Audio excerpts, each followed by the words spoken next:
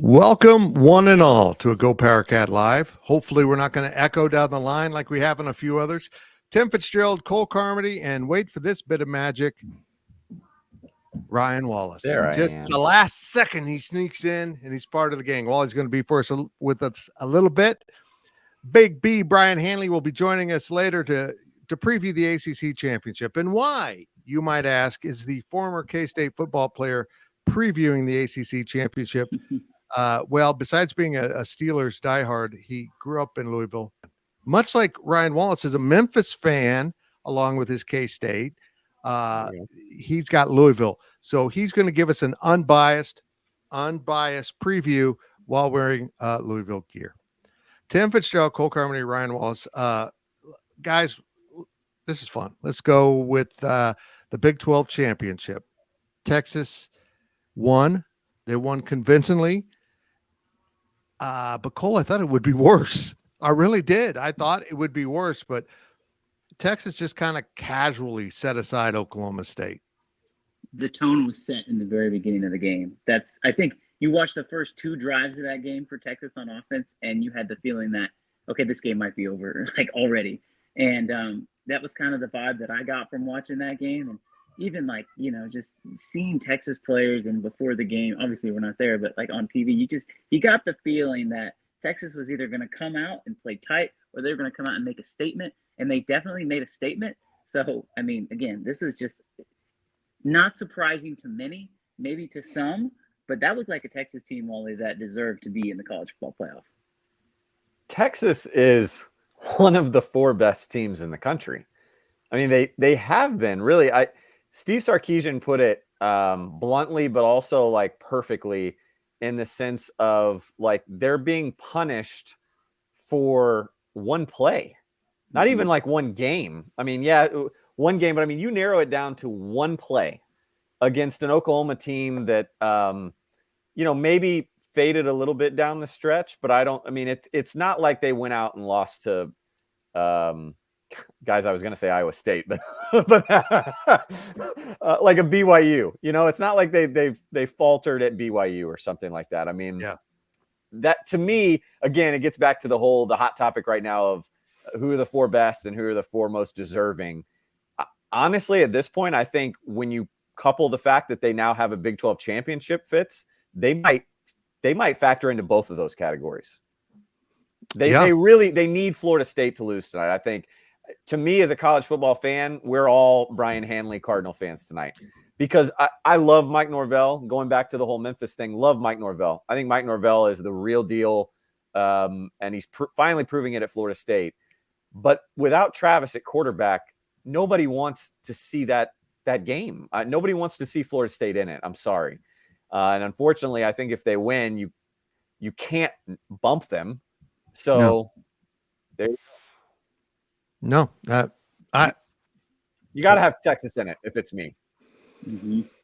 I could make a compelling argument, and I'm not going to, because I'd be defending Texas, that Texas belongs in even if Florida State wins.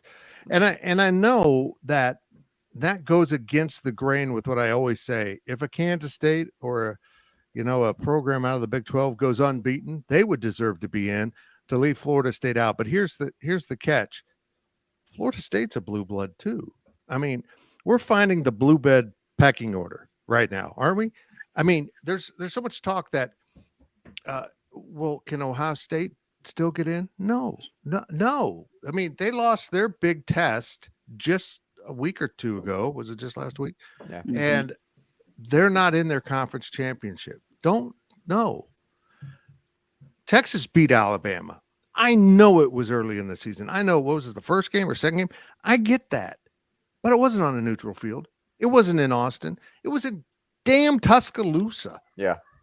There is no way Alabama should jump Kansas State, or if Georgia loses and they're behind, you can't keep Georgia above Texas. You're going to find the pecking order right now. What do the networks really want? And you know what? I think when it comes down to Alabama and Georgia, damn what happens on the field. They want those two in over Texas. And that we'll see what develops on Sunday when it all comes out. But I'm just going to take the strangest stance as a guy happy to see Texas leaving the conference. Texas is damn good. Yeah. If they've done anything this season besides losing to what I think is a fairly mediocre Oklahoma team, they played a really easy schedule and lost to two teams they should have beaten in Oklahoma State and Kansas. But if they just get a stop at the end of that game, Fitz, sorry to cut you off, but if they just get a stop at the end of that game, we're not even having this conversation. Yeah. They're 12-0, and they're probably number 2 in the country, maybe. I mean, you're watching this Alabama-Georgia game right now. It's at halftime. Alabama's up 17-7. This gets into the discussion of, well, what happens if Alabama holds on? Are they deserving to be in the playoff? They just beat the number 1 team on a neutral field. But you can't put Alabama in over Texas because Texas beat Alabama, and then you throw Florida State into they might, right? Like, I could make an argument myself that you put in Alabama over Florida State, even if Florida State is somehow able to win, right? Who is going to be, 24/7's Josh Pate has his power ratings where who would be favored on a neutral field. And I need to go back and look at those because I didn't see it for this past week, but I don't think Florida State would be favored over if you even want to throw Ohio State in there on a neutral field, because they're only a 1.5 point favorite on a neutral field over Louisville. So I know, again, that lines don't mean anything, but if we're really trying to create a bracket where there is the 4 best teams in college football, that is not Florida State right now, guys. Well, here's the one other thing that I wanted to point out. And again, I've heard Steve Sarkisian echo it, and I think it's a really good point too. Moving forward, if you're going to knock Texas, right? And let's say, like Fitz says, you end up somehow rewarding 2 SEC schools that get in. To me, you're now downplaying and you're cautioning everyone of scheduling a worthwhile non-conference opponent.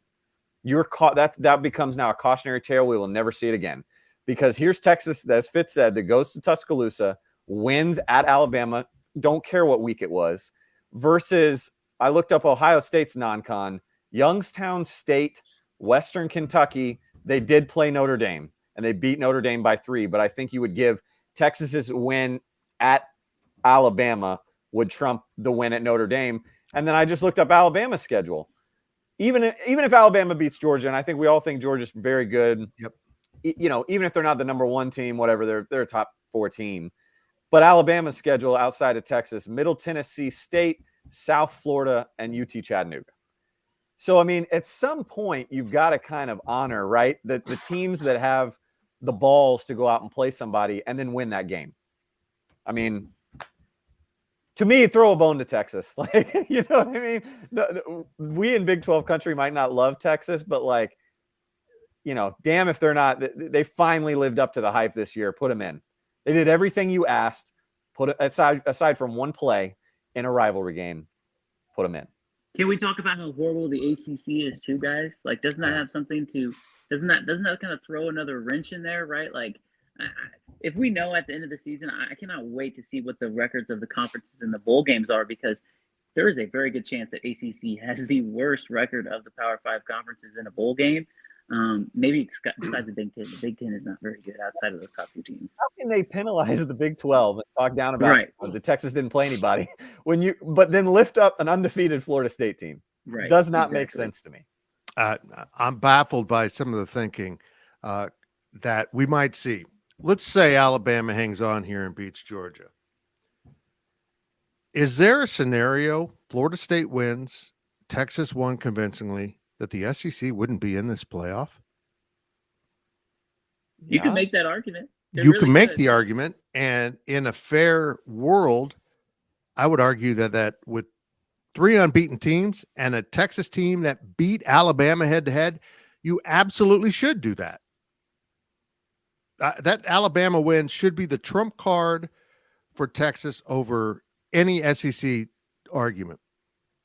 But I think they will work this out in their brain. They've got 2 teams that are obviously in Michigan and a really good Washington team.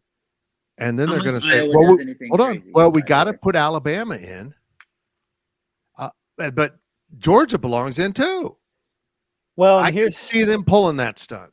Here's the thing, though, is if anybody were to get knocked out, it would be Georgia. But, are they really going to – do they want to deal with the wrath of the SEC?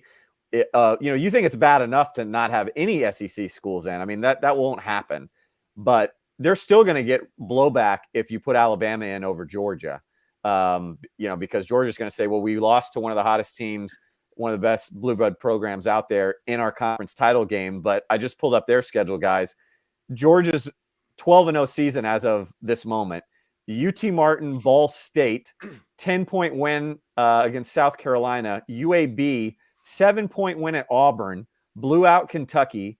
Beat Vandy by 17. Beat Florida by 23. Beat Missouri by 9. Ole Miss blew them out. Yeah. Tennessee by 28, and squeaked by Georgia Tech by 8.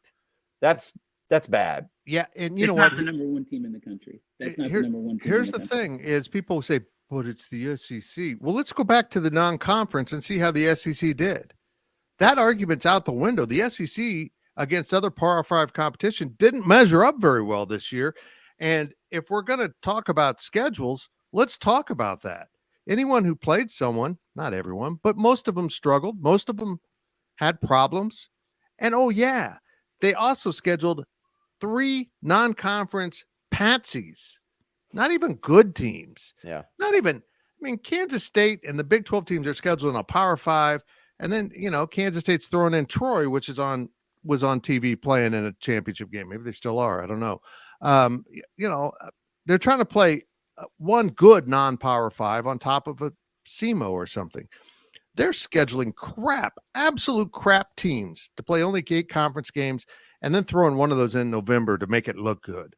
No, it doesn't. It doesn't look good to schedule that game in November, but the powers that be do kind of fall for that trick.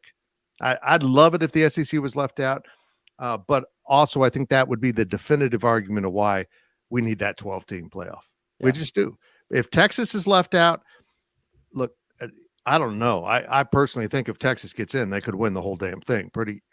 They could do it. They've got this is the team.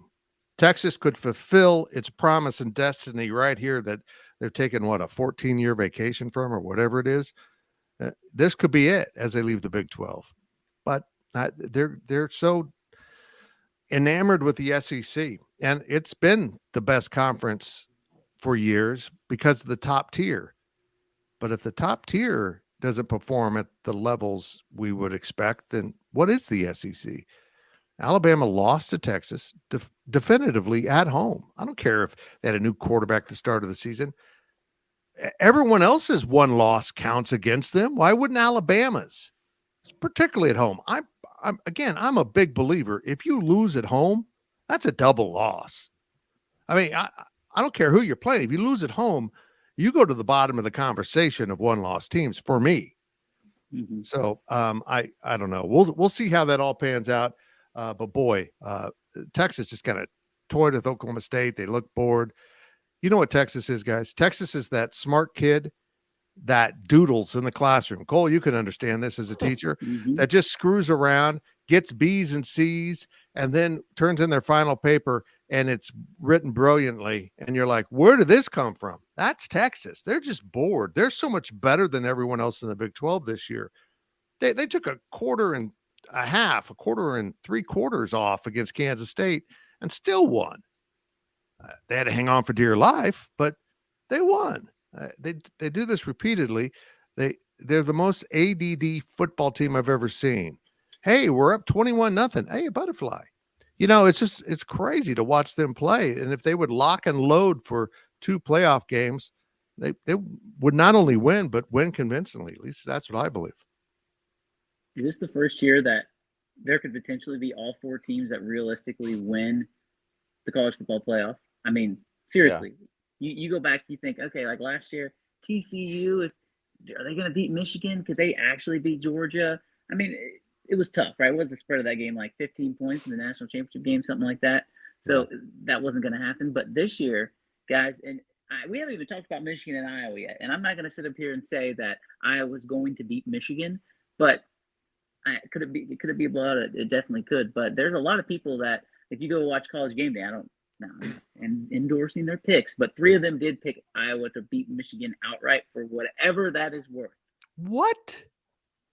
Iowa defense, man. come on, man.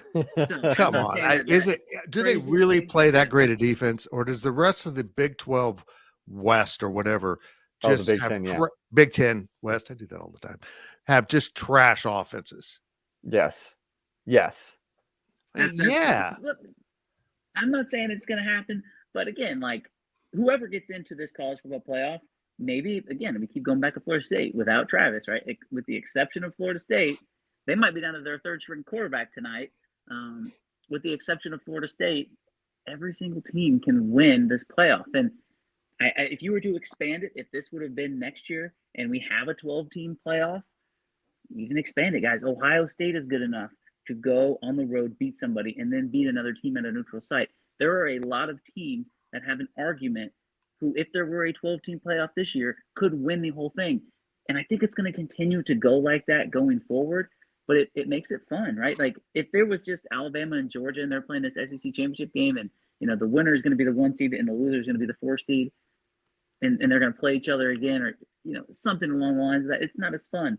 But when you have teams that can seriously beat any given team and any given day, it makes everything so much more entertaining. And we're starting to get to that point in college football, and it's beautiful. Well, I never thought I would say this, guys, or that I would be defending them as a league, but happy that Washington won because it guaranteed the Pac-12 a spot.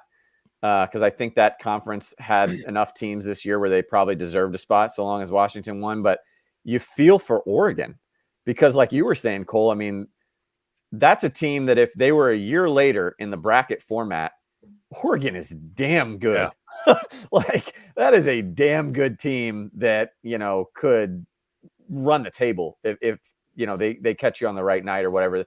Apparently Washington was, their Achilles heel this year that they just could not get over, but that is a damn good team. So shame for Oregon. They're a year too late or a year too soon. What's incredible to me is this proves why we need a 12-team playoff. Oregon belongs. They do. Texas belongs. Ohio State belongs. Everything. We've got 8 teams that I think clearly belong in a playoff out of this grouping.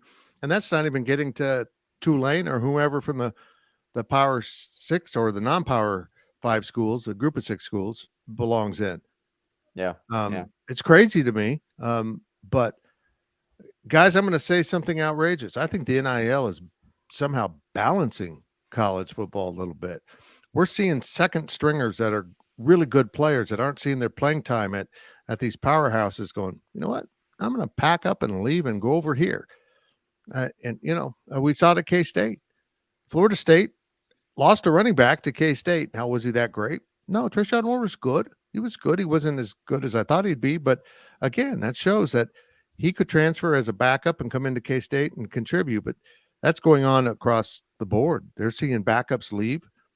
It's going to get messy for like Texas. Who's going to stay in that quarterback room if Ewers comes back?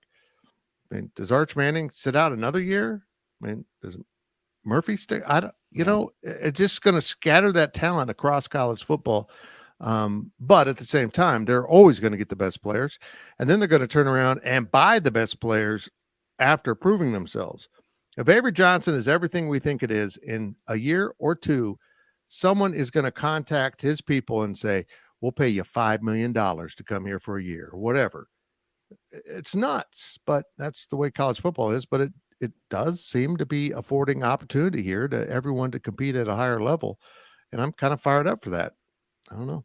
I do think it creates a wider divide, though, between your power major programs and your middle of the road, right? Like, I hate it because I love to see a team like Tulane doing well, right? Or a team like Troy doing well, and their ability to get into that bracket here next year and create chaos. But at the same time, the unfortunate thing about NIL and the transfer portal is that you've got like a Tez Johnson, right, that transfers from Troy, goes to Oregon this year and balls out.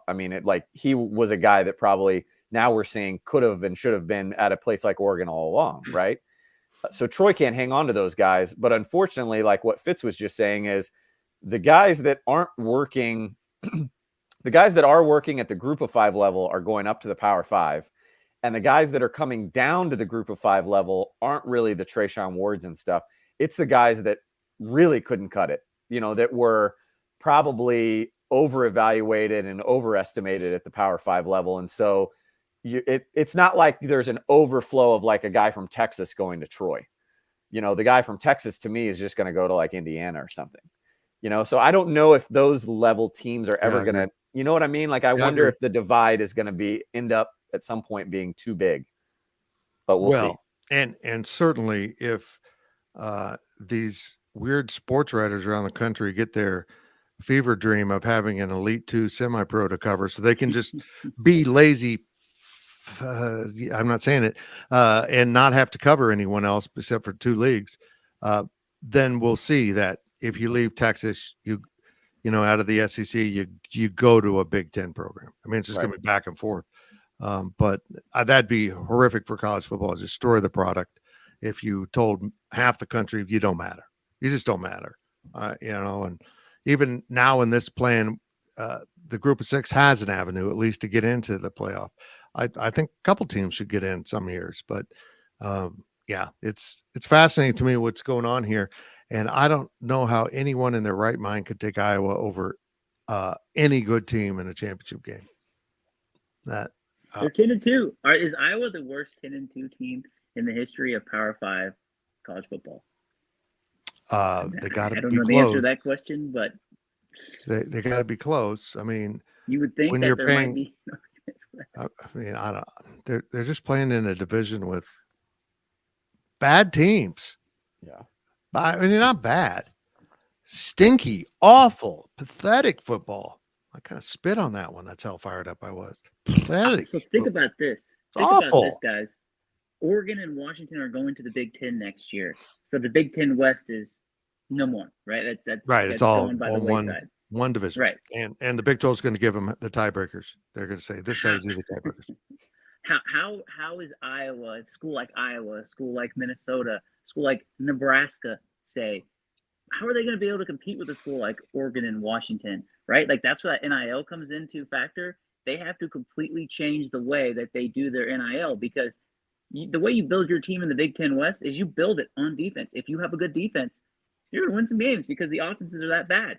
Well, if you have to play in Oregon, if you have to play Washington, and now it opens the door to where you get to play Ohio State and Michigan more often, and there's all that speed, there's all that skill, it's going to change how that conference dynamic is. And I really do feel like schools like an Iowa, they've been really good in that Big Ten West Conference. They're going to struggle. They're going to struggle to become bowl eligible. They're going to struggle unless they completely change the way that they do things. And flipping it over to the Big 12 guys, like that's why you have to feel comfortable with what the Big 12 is, because yes, you're losing Oklahoma and Texas, but you're not necessarily gaining different kinds of football that you're not used to, right? These schools that are coming in from the Pac-12, they play a similar brand of football. Oregon and Washington do not play the same brand of football that the rest of the Big Ten plays at all.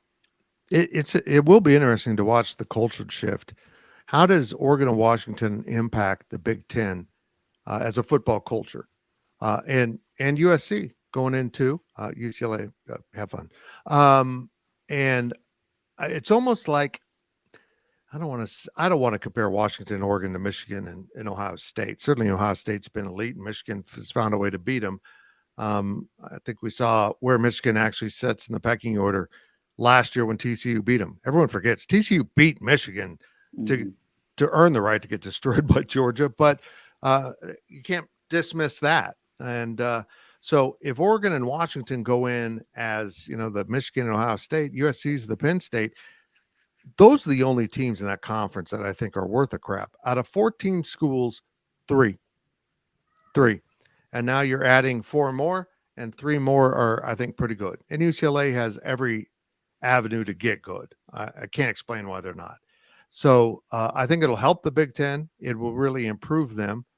And I don't know that the additions coming into the Big 12 really improve the conference because, look, losing Texas and Oklahoma, that's significant. It just is. It is. Oklahoma, I think, was vastly gifted this season by the Big 12 scheduling. But I think Utah comes in good. Arizona is going to come in on a hot streak, but notoriety. You just don't have the same oomph in your conference. And the SEC, of course, adding Texas and Oklahoma get better too. But look, I don't know. I think the Big Ten is still going to struggle with having 10 teams that stink. And I don't see that in the Big 12. We had some bad football teams in this conference, but not as bad as what I saw. They were unwatchable. I mean, it was like Stan Parrish was out there coaching teams. I mean, we're already writing the narrative though. Like, I mean, we're already arguing about what the argument's going to be next year and the year after that, and the year after that, which is going to be, I mean, I can see it. It's going to be, that the Big 12 isn't as good of a conference because of the top teams aren't as good as the top teams in the Big 10 and the SEC. But the argument from the Big 12 is going to be, but the bottom of our conference would kick the bottom of your conference's ass. I mean, to me, isn't that what that's the road that we're on, right? It's going to be every year that broken record of, but our league is tougher top to bottom. And maybe that's why we don't have the top tier teams. But then the top tier, the Big 10 and SEC are going to go, but our Alabama and our Michigan, they beat Oregon and they beat, Georgia or whomever, and I mean, I know we're destined for this argument. I know. Yeah. And let's be blunt. The Big 12 has a long ways to go to compete at the highest levels. It just does. But it's going to be an incredibly entertaining conference. I don't, all those networks have paid a lot of money for Big 10 media rights. They might as well just replace some of those Saturday afternoon games with baking contests. There would be more tension. You bought 3 teams and now 3 more coming in. That's what you did. You just paid hyper millions of dollars to show Michigan, Ohio State. I don't. What's crazy about that, Fitz? Is that there still would be more turnovers in the Big 10 game than if you put a baking contest on. I see what you did there with the turnovers. I like it. I think the Big 12 is going to be incredibly competitive. It's going to be a blast to watch. It'll be the great sports betting conference. It's such a good sports betting conference that I quit because I was getting killed. But it's going to be very, very, entertaining every week. I mean, just within the last couple of weeks, we saw UCF come up with a big win, and BYU almost won at Oklahoma State. Oklahoma State, like a skilled trucker, just backed right into that Big 12 championship and got killed because they played their best football earlier this year. But here's a great suggestion from the chat. That was wrong. Here we go. Here we go. Barbecue competitions in the parking lot instead. I think that'd be good. Like if Fox rolls in to Purdue and Indiana. Well, we're going to keep you updated on the scores, but Tony's mixing up some ribs here. The sauce looks delicious. We're going to cut away to go cover the game for a few minutes. I mean, it's awful. I will never forget. I went and visited, I think I was still in college, and I went and visited one of my high school buddies that went to the University of Indiana, IU. And I don't even remember who they were playing that week. Maybe like in Illinois or somebody like that. And so I go out there and I go to the game, and we're tailgating kind of in like this wooded tree area that's kind of at one of the end zones of the stadium. And, I keep looking down at my watch, and I'm like, I went over to him at one point. They were still playing like cornhole or whatever. And I'm like, when are we going to go in to the stadium? And he goes, oh man, we're not going in today. We only go in for Michigan and Ohio State. And I was like, okay, welcome to bad Big Ten football. Yep. Oh yeah, it's not Michigan or Ohio State. We're not going in today. Oh, okay. I often feel sorry for the children in the hospital at Iowa games. First they get cancer, and then they have to watch Iowa play. Jesus. I feel like as a cancer person, I can say that. Yeah. I don't know. You might be able to say that. I'm looking forward to the 12-team playoff. And let's get to the real point here where I'm going. A team like Kansas State or Oklahoma State or Utah, there's others, has an opportunity to start showing up in that playoff year in and year out. Whether it's one team from this conference or two getting in, year out, you start showing up in that game, That makes a statement. I mean, it makes a statement that you don't have if you just, won the Big 12 like K-State did last year and then stumbled down to the Sugar Bowl and got a full dose of Alabama playing good football. That soured it. But to make the playoff, I mean, to make the field of 12, I think will have tremendous significance. And you do that 3 out of 4 years, people are going to notice. K-State's in again. Utah's in there again, and I think it'll add a little oomph. It gives you almost a secondary level of excellence that's beyond the next 8. That, those 8 teams going to New Year's Six Bowls doesn't have the same oomph. But being in the bracket will have that oomph. Let me ask you a question, Cole, because I'm just curious what you would say. I think we're probably on the same page. We've gotten to watch here this weekend, maybe even last weekend with like a Michigan, Ohio State, right? We've had a chance to dial in a little bit more. You guys haven't been working K-State as much, right? Especially today. So you've gotten to see Oregon, Washington, Georgia. So in what area is there a phase that you would say, okay, with what Fitz is saying, starting next year, K-State could get in this bracket and has a shot at this thing?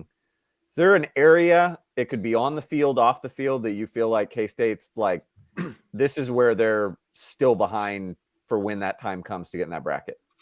Athletes. I mean, it's as simple as that, right? Like that's where I look at. You look at those guys playing safety and corner and receiver. K-State doesn't have that right now. And I hate to pick on a specific player, and I'm not going to, but like if you look at the wide receivers that K-State has compared to the wide receivers that a Washington has, I mean, it's not in the same stratosphere right now. And right. I think that making the 12-team playoff and winning your conference, that is a way. Again, Fitz, you said it, right? Like if you are making that playoff 2 out of 4 years, you're giving yourself a chance not only to win a game in the playoff, but also show recruits you can make a playoff and have a chance to compete at a national championship at a school like Kansas State. And I mean, are you a used car salesman if you say that? I don't think so, because again, I think we're getting to a point, and like we had that conversation with NIL, right? Like any team on any given Saturday can beat anybody. And go back to last year, guys. Like K-State wins the conference. Correct me if I'm wrong, but you win your conference, you get a home game. That's how that works, right? I believe so.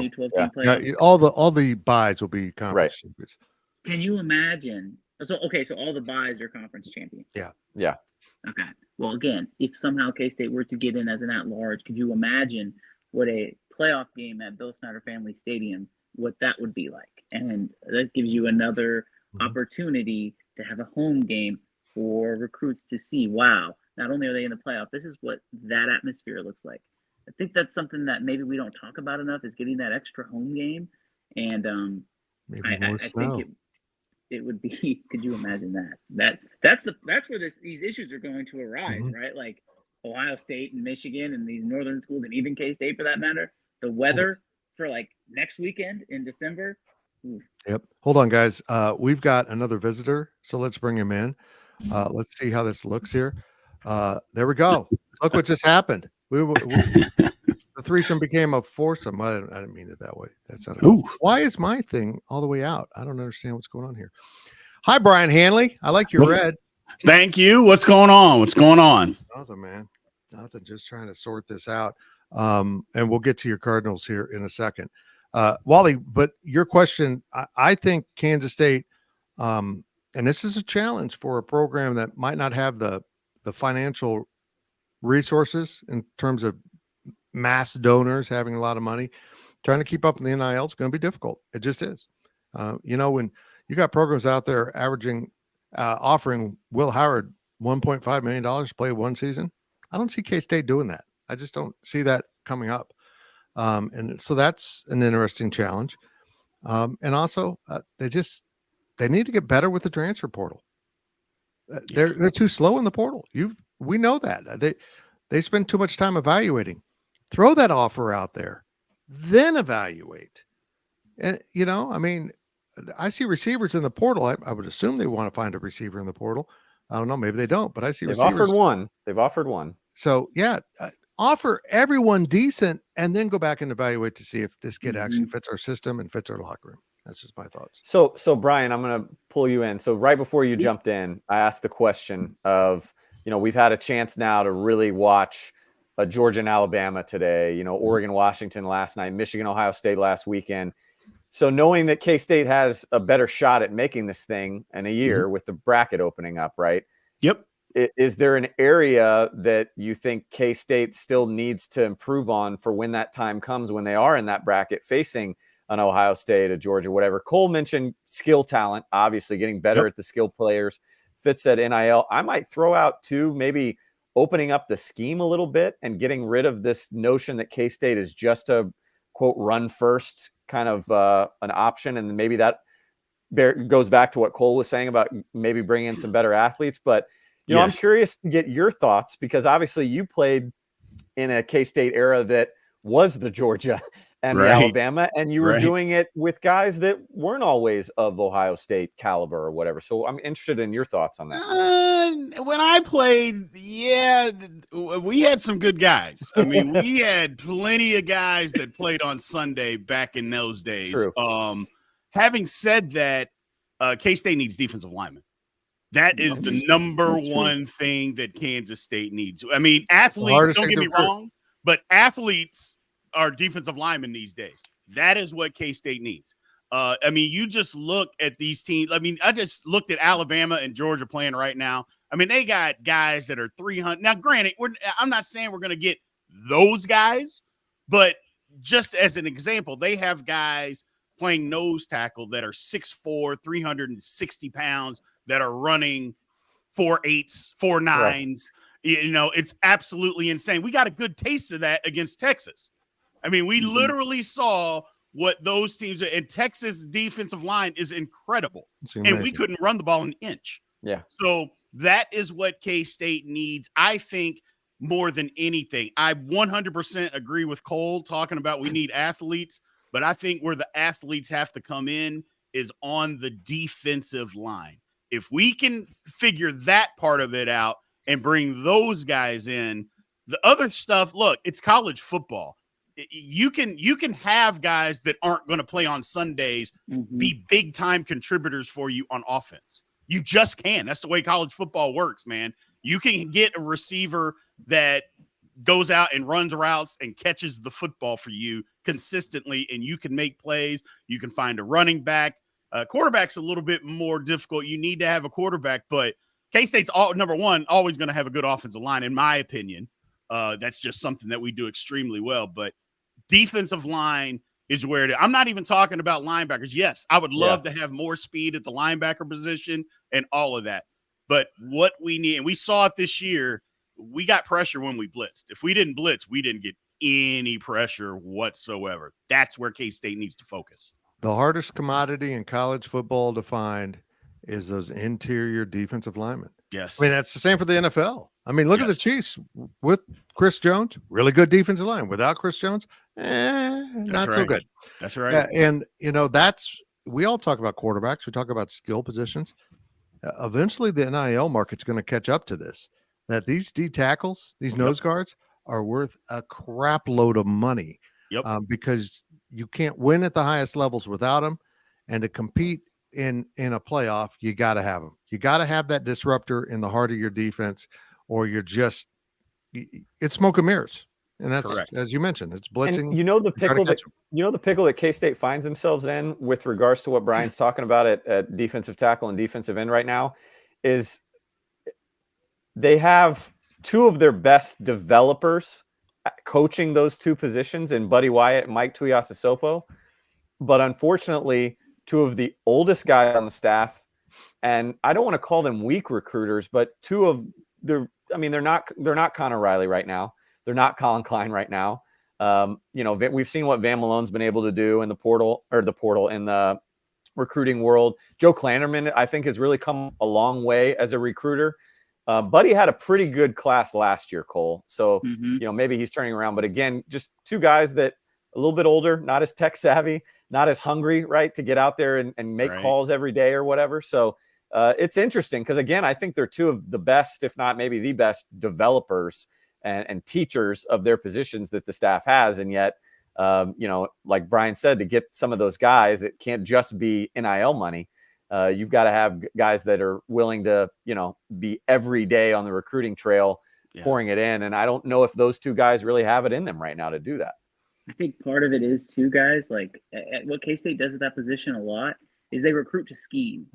And I don't think that's necessarily a bad thing, because it is. Like, it's obvious that you have to be a certain size to play nose tackle as opposed to playing defensive tackle.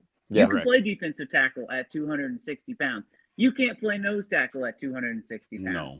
And so I think right now K-State, it's harder to recruit for the 3-3-5 than it is for the 4-3, right? Like, Felix Anyudike-Uzomah was recruited to play in a 4-3 defense. He developed as a guy who would win and beat double teams in the 3-3-5. Now he goes to the NFL and he's in a 4-man front, where he probably should have been all along. I think that's why he fits their scheme well. Now he's not playing. I think a lot of that has to do with him being 21, but that's a story for another day, right? But they recruit to scheme. And I don't know if those, and I truly don't know. I have not been around this industry long enough to know if that's what the Georgias do, if that's what the Alabamas do, or do they just see somebody and they say, you're a really good football player and we'll figure it out when you get on campus. I think what those guys do is, first of all, those teams don't run a 3-3-5. Right. They run a 3-4. They bring pressure. They bring those guys off the edge. There is a huge difference between a 3-4 and a 3-3-5. And that's the difference. They got those stand-up ends that are 6'5". So some of them don't weigh that much. They might be 225 pounds, but they're running 4-5s off the edge.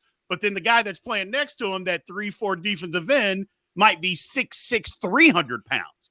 That's where the difference is. The 3-3-5, and while it has helped K-State tremendously for what they are trying to do, it's not conducive to getting those big-time defensive linemen, because I mean, if you have a guy that's going to get double teamed on every play, it's problematic. It can be problematic, especially if you don't have people on the other side that can beat one-on-one blocks. I mean, we saw it this year. Guys were just getting blocked. I mean, it was maddening to me sometimes. I'm like, man, you got to be able to get off some of these blocks to get pressure, because you can't risk your back end to bring pressure to get pressure, if that makes sense. You shouldn't always have to do that. Sometimes guys got to be able to beat one-on-one blocks, and that's where you got to have those killer defensive linemen that just say, hey, you can't block me. I'm not going to be blocked on this play with one guy. If you block me with one guy, I'm wrecking your football play. That's just what K-State's got to do. They got to get some of those guys. I'm not saying they're going to get the same guys as Alabama, LSU, and Georgia, but there's a lot of defensive ends, a lot of defensive tackles all over the place. I live next door to one, literally at my house. I literally live right next door to one here in Frisco, Texas. He plays at Lone Star. They're out there. They are out there. You just got to go find them. Have you thought about maybe dropping an envelope of cash? Maybe. But anyhow, hey, you're watching the GoPowercat Live. This is the GoPowercat staff, a bunch of us. We're going to do these a little bit more often than we have now that we're out of football season and a little bit less structured in our schedule. K-State basketball hangs on and wins a close one today. Bleh, bleh. North Alabama, mighty North Alabama that most of us hadn't heard of a couple weeks ago, had K-State beat, and somehow K-State got it to overtime and won the second straight game in overtime. Jerome Tang's 8-0. I like him in overtime. The rest of the game, K-State stunk. But around college football today, it's been very interesting so far. We mentioned Texas beating Oklahoma State 49-21. Miami, Ohio beating Toledo 23-14 in the MAC. Did you guys all bet on that? Miami, Ohio. Toledo. No, yeah. Appalachian State is trailing Troy for the Sun Belt Championship. Troy, I told you when they came here they were good, but it also helps that James Madison couldn't play in this game, although App State won there. Last night, Liberty beat New Mexico State, Conference USA, and I just mentioned that because Jerry Kill should be Coach of the Year nationally for what he did at New Mexico State. This guy is absolutely brilliant. I don't know if anyone will ever hire him at the Power 5 level ever again, or even at a major conference because of his age and his health issues. but my God, New Mexico State is the trash of trash programs, and he has them playing in a bowl game for the second year in a row and playing for conference titles. Amazing. And of course, Washington beat Oregon. I think both those teams are big time good. Let's see what else going on here. Of course, Texas beat Oklahoma State 49-21. Didn't surprise any of us. And ongoing right now also, it was 14-14 when I started to set up for this live in the Mountain West Championship. Now it's Boise State 44-20 over UNLV. Ooh. So Las Vegas's luck has run out. SMU's up on Tulane 14-7 in the third. And of course, the game I have on here in the studio and Cole has on in the Fitzgerald Theater Room. Cole's in my house. That is my theater room. I thought that looked familiar. That's my yep. He's got the big screen that isn't even that big. Talk to my wife on right now. Alabama's had 17-7. Hold on, what's happening here? Oh, drop pass. So it's I love college football, guys. I love college football so much I would marry it if I didn't love my wife as much as I do. Can I just drop in something too about New Mexico State? And I think folks that follow local recruiting already are aware of this, but if you're trying to kind of picture a couple years down the road, perhaps, maybe he would be ready to continue the defensive coordinator role, or maybe he would have to take a step back to like a co-DC role at a place like a K-State. But their DC under Jerry Kill right now is Nate Dreiling. And I believe he's younger than me. And I'm almost, 37? I think he's kind of in my ballpark anyway. But Dreiling, as in the son of Randy Dreiling, the St. Thomas Aquinas head coach here in Kansas City, legendary across the state for what he did at Hutchinson. But yeah, that could be a guy, give it a couple years time, that, you're already seeing him recruit some decent players from this area to go to New Mexico State. Would not surprise me here in another year or two if Jerry Kill and New Mexico State keeps doing what they're doing, if he's not back in this region at a Power 5 school. It's Pittsburgh State Southwest, guys. Dreiling spent a lot of time at Pitt State, and then Tim Beck was at Pitt State as well, the former head coach. Gets fired as the head coach at Pittsburgh State. Then he becomes the offensive coordinator for New Mexico State. Life comes at you sometimes very fast, but in a good way, if you are Coach Beck. But of course, Jerry Kill, he spent a lot of time at Pittsburgh State as well. Obviously, he spent the season at K-State under Bill Snyder as like a little co-analyst type of person. Nobody knew he did, right? Yeah. So, there's a lot of ties on that staff, and they recruit this area well. They get some good players. They're always in the mix for good players. And if you are a kid who wants to play Division I football and you're maybe not at the level of a K-State or a KU and you're from this state, they're going to find you and they will recruit you, and they want you there. Let's get to some comments here. I love this from our friend Brad. Describe a scenario in which the Big 12 gets two teams in. Last year, K-State upsets TCU. TCU still got in the 4-team playoff. And I do think, based on that being a Big 12 champion, K-State's in. They're into that playoff, and TCU gets a bid. And there's this one too, Cole. This is a very important comment. I don't give Cole beer. It's just dangerous. We don't want to do that. But the bar is within walking distance. We have a full bar in our house, and there's plenty of beer. It might not. The born on date might be pre-pandemic, but it's in the fridge. Hey, yeah. Well, it'll go down. I don't. Yeah, exactly. Cole's just oh, there we go. Yeah, there it is. I'm all in on it. I've had a long rule about not drinking and working, but I think for lives we need to change that. I've had it sitting here and I didn't want to touch it. No, but you brought it up, so you're fine. They're fine. If you got any questions, you drop them in there. We've got the super chat hooked up. If you don't want to do it, don't do it. I'm going to announce eventually a plan for the super chat. And that we'll be donating a lot of the money on some of these, and other ones we won't. But we'll do the super chat later. But it is available. Super stickers. I don't even know what that is, guys. Has anyone ever bought a super sticker? Would you buy for $5 a super sticker? No, I wouldn't. But a super chat, you never know. My son might for his potty chart right now. See, and that's fitting for our podcast. We're like a step on the potty chart. Yeah. Okay, Big B, you're here as your Louisville roots. You got a big game tonight. Louisville coming off a disappointing loss, Kentucky, and the rivalry game. Really weird that these two teams both played SEC teams in their in-state rivalry games. Somehow Florida State hung on against a mediocre Florida team. What's your thoughts on Louisville, Florida State in the ACC title game at 7? I mean, I'm biased, obviously. I've been a Louisville fan literally my entire life. And this is our first championship game of any kind that we've ever been in football. First one of anything. So that's why I am so berserk about it. Having said that, Louisville's defense is really good. They play good defense. If it's the third string quarterback for Florida State that runs out there, I don't see them beating Louisville. I'll just be honest, because Louisville can first of all, Louisville can run the football. They can move the football. And if the quarterback, Jack Plummer, doesn't get in the way, because he gets in the way sometimes, just horrible mistakes, horrible decisions. But if he doesn't get in the way and K-State runs the football, which will be tough because Florida State's defense is really good. But if they can make enough plays, the third string quarterback isn't, well, I say that. I don't think can beat Louisville. I think Louisville wins the game. I just do. Again, you can call me biased, and that's fine, and I get it.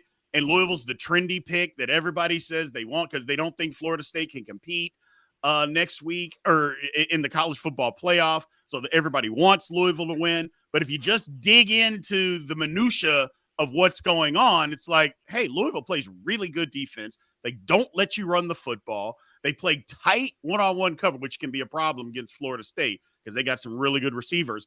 But it's the third string quarterback.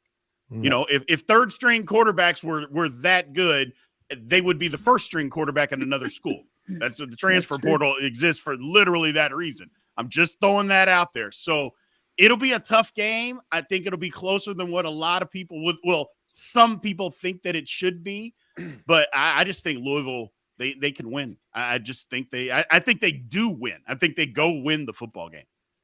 Guys, we have a super chat. I mean, this is our first one. I feel like my super chat, I can't say that. I've lost my super chat virginity. Here we go. Neil and Olathe Canelio from our message boards. This one's really kind of for you, Wally. Good evening, gentlemen. He's apparently talking to some other people. In your opinions, are they done with outgoing transfers at K-State? Ryan Wallace, I think they've just begun. Yeah, no, I don't. No, I mean, let's clarify here. If you're a grad transfer like Will Howard or Trayshawn Ward, or your coach has departed, you can go into the portal now. But everyone else who's announced they're going into the portal who doesn't fit that criteria aren't in the portal yet. They can't go until Monday. That's when the portal reopens. And I think we'll hear a bunch of guys around college football, and that's when the wave will hit on Monday.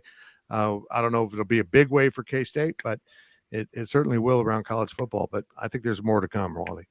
Yeah, I mean, I think I could see more coming, particularly on offense, because when you look at the guys scholarship-wise that have gone in for K-State right now, it's Rubley and Lara, Howard, guys at a position that I think they could see the writing on the wall. It was that situation where they probably didn't need to wait until Monday, and at a premium position like quarterback, might as well throw your hat in early to maybe get a head start and not get lost in the shuffle. But the way that, I mean, we're not going to name names here because I don't want to stir that pot and put a kid in an uncomfortable situation. But we've texted about guys that we don't know that it's going to happen, but guys where we're like, yeah, that seems like it would be likely, right? Mm-hmm. And their names are still not, names that we've heard that will enter the portal or we know they're entering the portal yet. So I've got my eye on several that I think are still to come.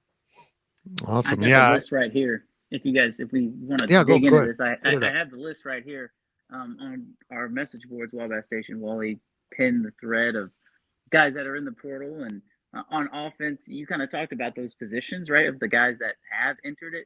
You do have Shane Porter, the walk-on receiver, and Rubley and Lara at the quarterback position, along with Will Howard.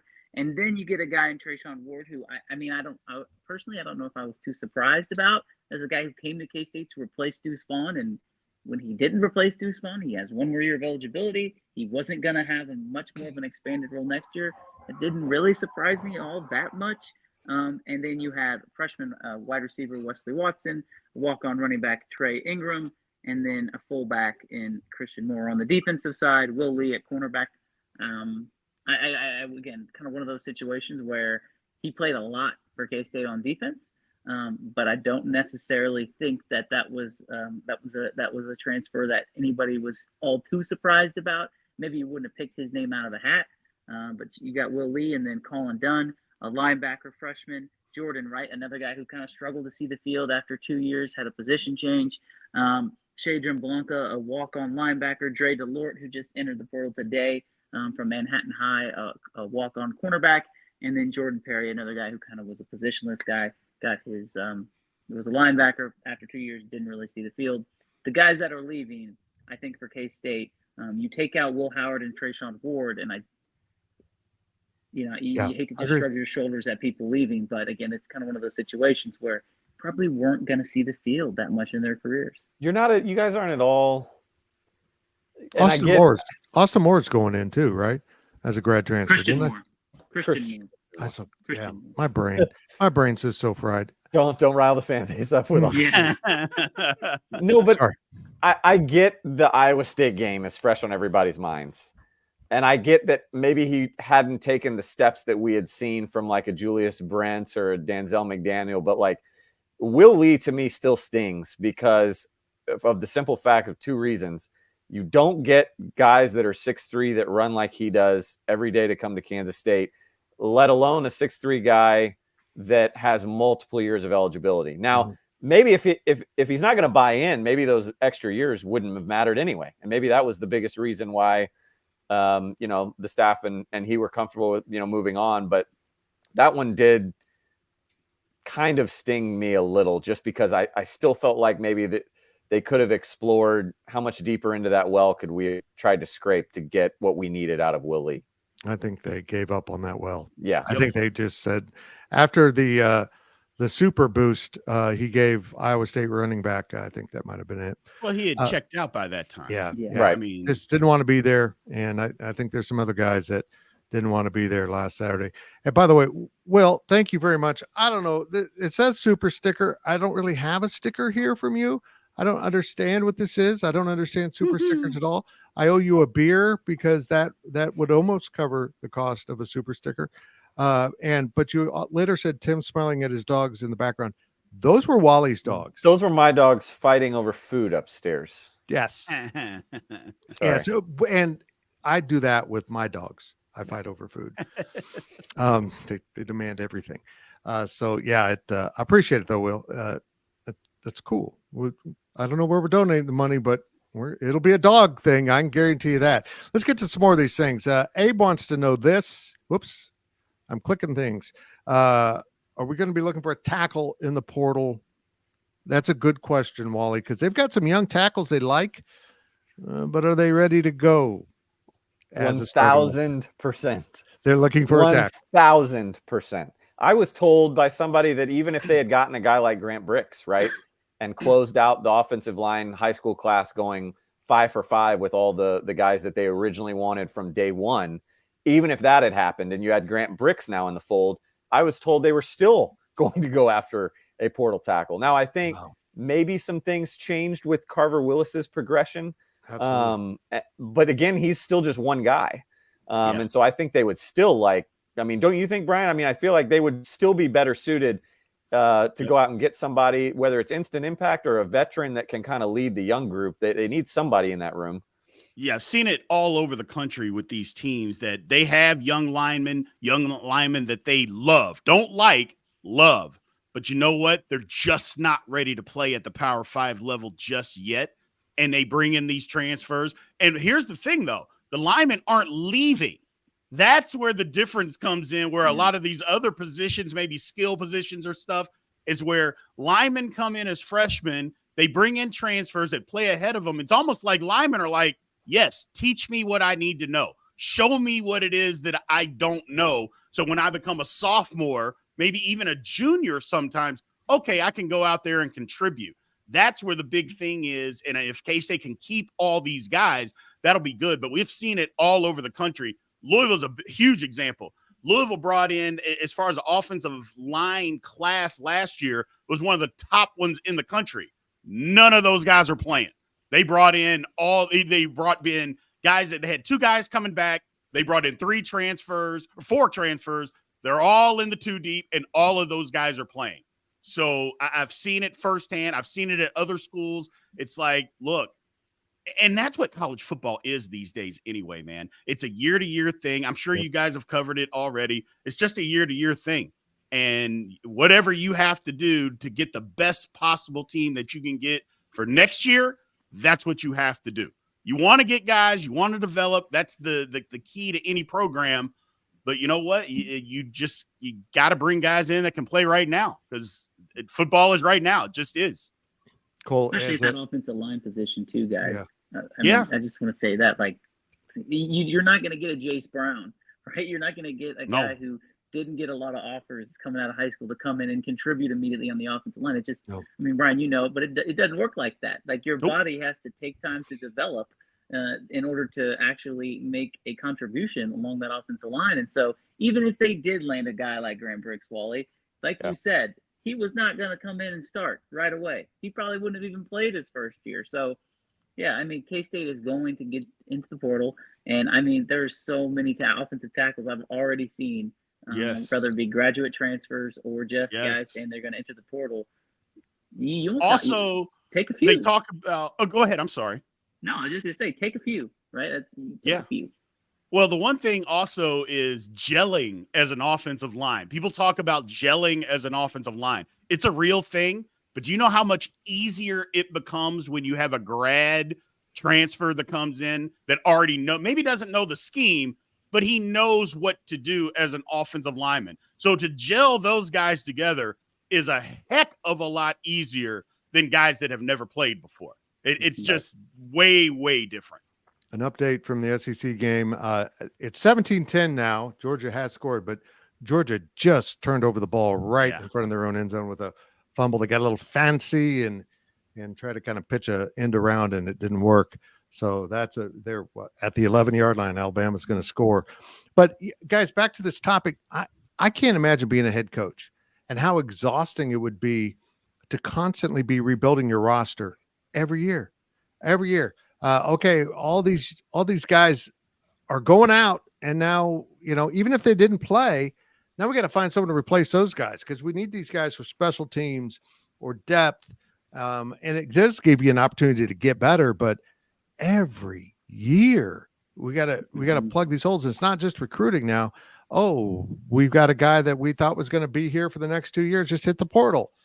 Okay, and someone reached out to his people and said, we're going to pay you this much in the NIL. It's just a wild west right now in college football. I see people over here talking about how it stinks. I don't like it.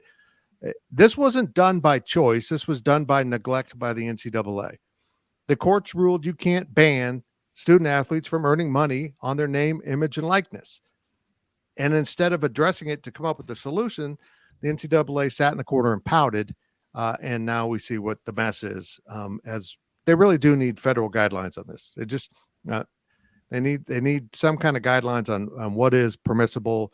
Are these employees? All that stuff needs to be answered. But our federal government's dysfunctional. So they just want to argue about stuff and get us all mad. They don't want to actually solve the problems that affect us, like spam callers. They don't want to do that. They just want to argue. I get about 20 a day. I mean, I like both, but they both have to be tweaked. And just like anything, it has to be continuously tweaked every year to make it better. I mean, people talk about that stuff. Well, you can't. I go, yes, you can. You get your car tuned up all the time. When it needs to get tuned up, you get it tuned up. I go, that's what you do. I go, this is the same way. So you can tweak some things. You can change some things. And even if it changes every year, you know what? These head coaches and athletic directors and everybody, they get paid a lot of money to have this stuff figured out. You know, so while it's tough, yes, you have to deal with a new roster every year. You get paid a lot of money to come up with a new roster every year. So it is what it is. And if this is what it is, which it is, things have changed and it's not going back. That's not happening. So if anybody thinks, oh, they'll change it back. No, they're not. It's not going to go back. take the approach of the Big 12 Conference. I think they hired an orangutan from the Dallas Zoo to come up with the tiebreakers.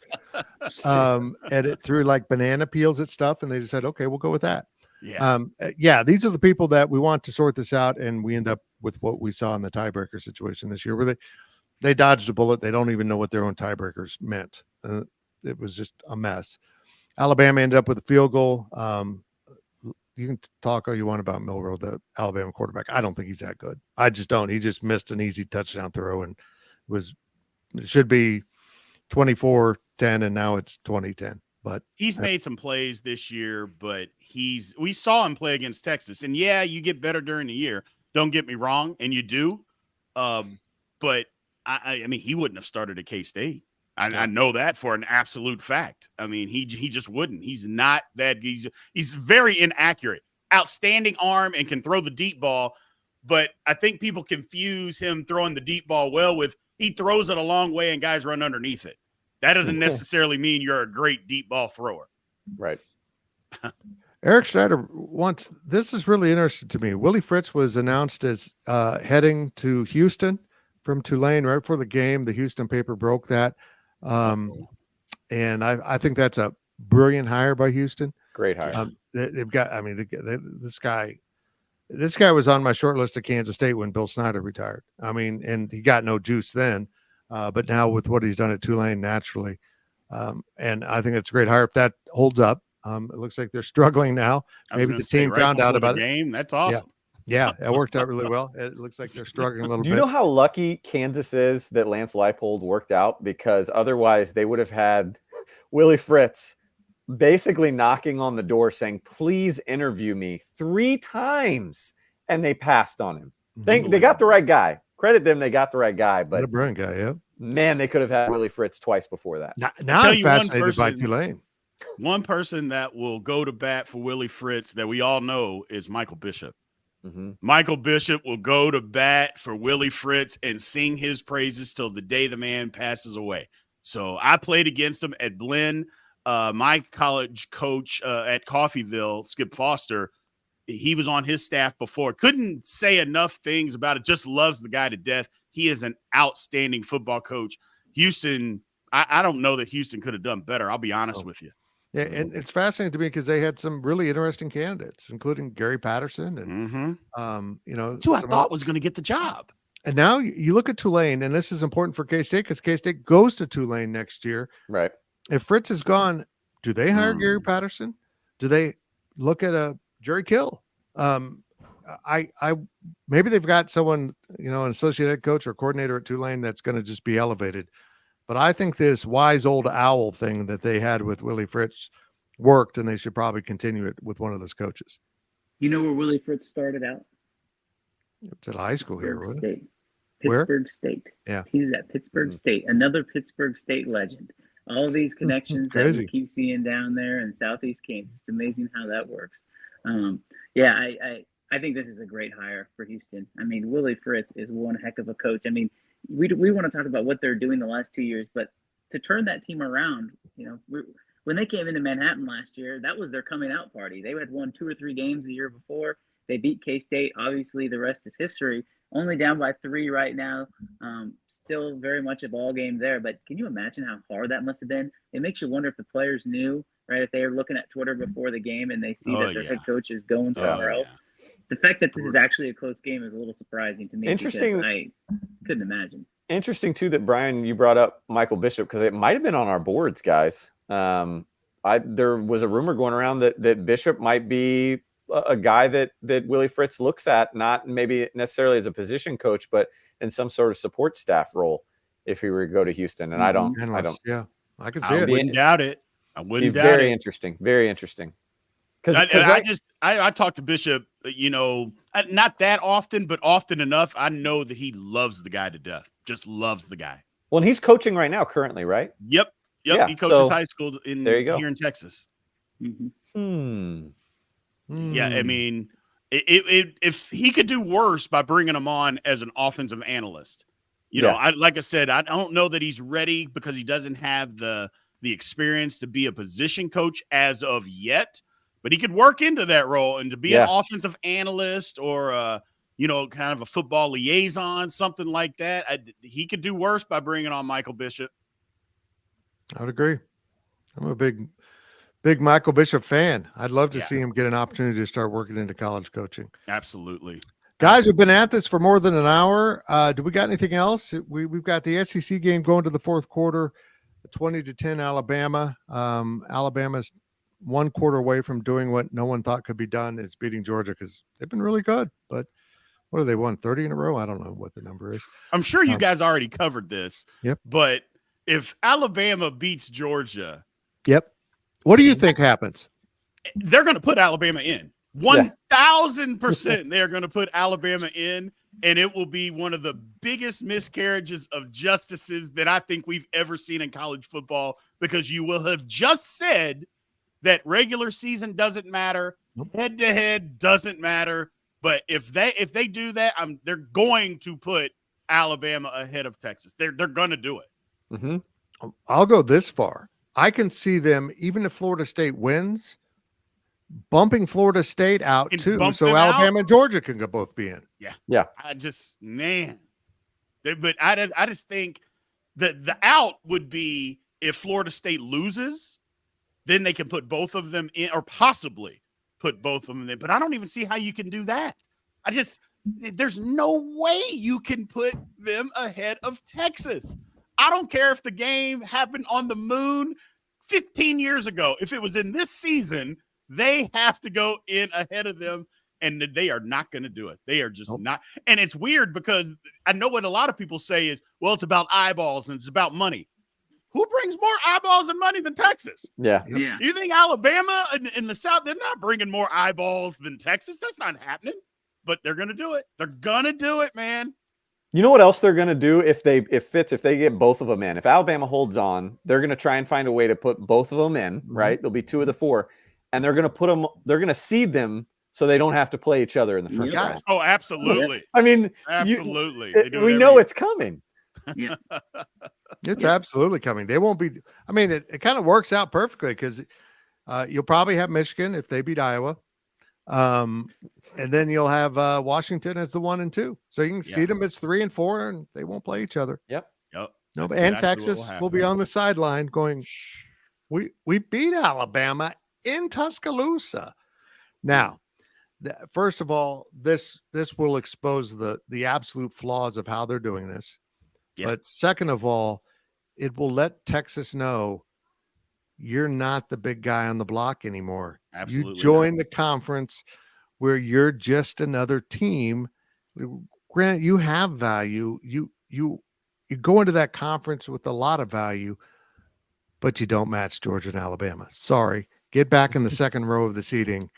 You're not that important here. And they're not going to like that. And it's going to be glorious to watch. Yeah, they're not going to like it at all. There's living down here in Texas, I can feel it. There's fans that, while they keep saying, "Oh, we're going to the SEC," but you can tell they're like, I don't know about this, man. We were the top dog for so many years, literally ran an entire conference, and now we're going into a conference where we are not going to be in charge. We're not the first, we're not the second, and if LSU is good, we're not the third. That they are behind when it comes to all of that, man. It's going to be iffy. It's going to be iffy. And if we think Texas is quietly sweating behind the scenes, what's Oklahoma doing behind the scenes right now? Are they like, "Ooh, man, what have we done here?" Yes, absolutely. Well, the Big 12 gifted them a schedule that helped them be deceptively good this year. Yeah, they did. So we'll see how that plays out for them in the SEC. I think they're in trouble. I really do. I think Texas has the resources, excuse me, and the name to succeed in the SEC.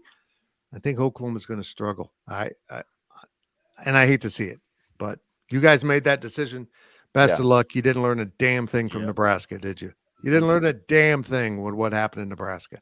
No, I love Venables, but at best, OU is Ole Miss, and at worst, they're Arkansas.